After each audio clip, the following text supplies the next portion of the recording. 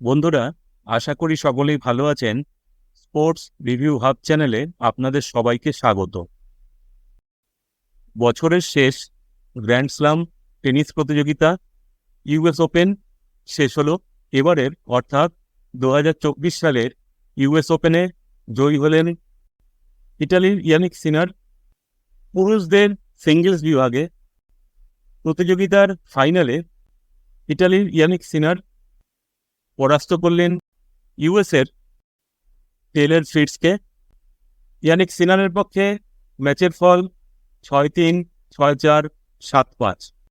এই প্রতিযোগিতার শুরুতেই দ্বিতীয় এবং তৃতীয় রাউন্ডে বিদায় নিয়েছিলেন দুই মহাতারকা, যথাক্রমে স্পেনের কার্লোস আলকারাজ এবং সার্বিয়ার নোভাক জোকোভিচ।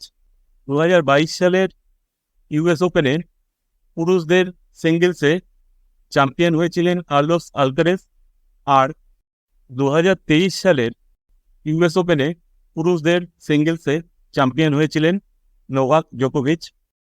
এরপরে এবারের ইউএস ওপেনে অংশ নেওয়া আজ অবধি ইউএস ওপেনে জয়ী প্লেয়ারদের মধ্যে একমাত্র রাশিয়ার দানিল মেদভেদেভই এই টুর্নামেন্টে কোয়ার্টার ফাইনাল অবধি টিকেছিলেন, এবং তিনি না জিতলে এইবারের ইউএস ওপেনে পুরুষদের সিঙ্গলস বিভাগে একজন নতুন চ্যাম্পিয়ন দেখা যেত।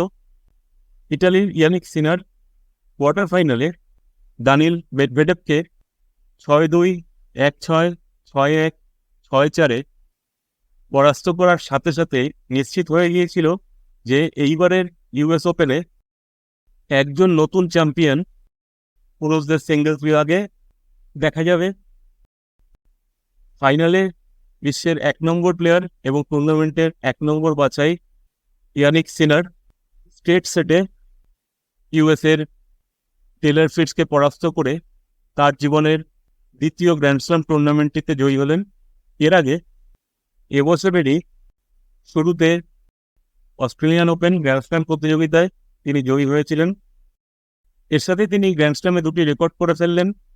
সর্বকনিষ্ঠ পুরুষ টেনিস প্লেয়ার হিসেবে তিনি মাত্র 23 বছর বয়সে একই ক্যালেন্ডার সিজনে 2টি হার্ডকোর্ট গ্র্যান্ড স্ল্যাম টুর্নামেন্টে জয়ী হলেন, এবং এর সাথেই তিনি জিমি কনোর্স এবং গিলেরমে ভিলাসের পরে তৃতীয় খেলোয়াড় হিসেবে একই ক্যালেন্ডার সিজনে তার জীবনের প্রথম এবং দ্বিতীয় গ্র্যান্ড স্ল্যাম জয় করলেন। আশা করি আজকের ভিডিওটি আপনাদের ভালো লেগেছে। ভিডিওটি শেষ অবধি দেখার জন্য আপনাদের সবাইকে আন্তরিক ধন্যবাদ।